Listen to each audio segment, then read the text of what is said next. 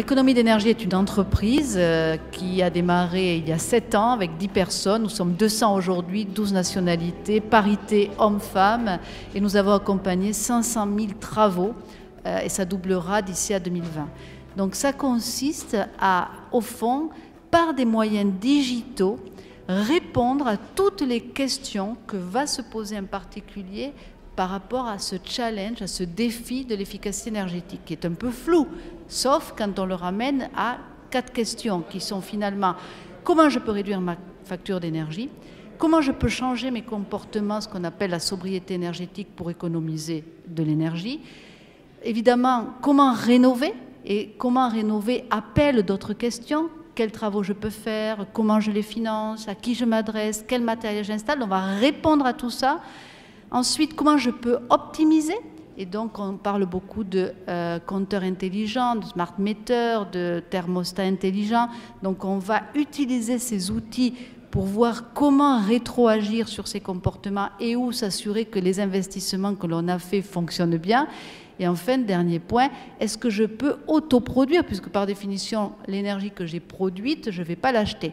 Et d'une façon ou d'une autre, au travers de 80 plateformes aujourd'hui, on va apporter des réponses à ces questions. Et ce sont des services que l'on fournit ou directement ou aux côtés de grands acteurs français, qui soient acteurs de l'énergie, parce qu'ils ont besoin de le faire, c'est une obligation, à côté de banques qui ont envie d'élargir leurs prêts de façon plus facile à des personnes qui pourraient avoir besoin de prêts, aux côtés de la grande distribution alimentaire ou de bricolage qui vont se trouver porteurs finalement, acteurs de ces marchés qu'il faut faire grandir, puisque c'est un marché très important que celui de la rénovation énergétique, ou encore, j'espère demain, aux côtés d'agents immobiliers, pour citer que quelques exemples.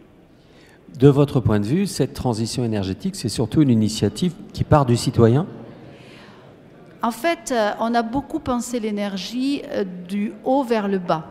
En gros, on avait un groupe d'experts qui veillaient à la sécurité des approvisionnements et à la diversité des approvisionnements. Donc, on parlait d'exploration, de production, de stockage, de logistique et de supply chain. Et ça a duré 200 ans. Aujourd'hui, bien sûr, tout ça continue. Bien sûr, on a besoin d'infrastructures, qu'elles soient en énergie renouvelable ou autre d'ailleurs, et avec des technologies qui sont vraiment l'apanage d'acteurs industriels. Mais tout ça est devenu condition nécessaire plus suffisante. Et la révolution, elle est qu'aujourd'hui, en plus de tous ces acteurs, nous, clients, consommateurs finalement, avons le pouvoir de changer les choses par les choix que nous faisons et par le niveau d'implication que nous pouvons avoir aujourd'hui.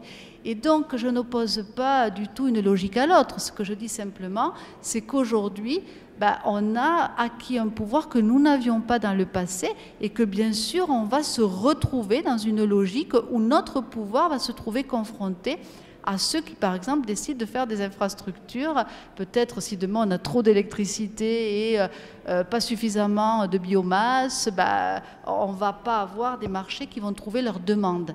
Donc je pense qu'il est important de mettre en adéquation ça, et ça fait partie de ce nouveau paradigme éco-énergétique que j'ai décrit dans un livre qui s'appelle « Comprendre le monde de l'énergie », un nouveau monde de l'énergie que j'ai sorti il y a 4 ans maintenant.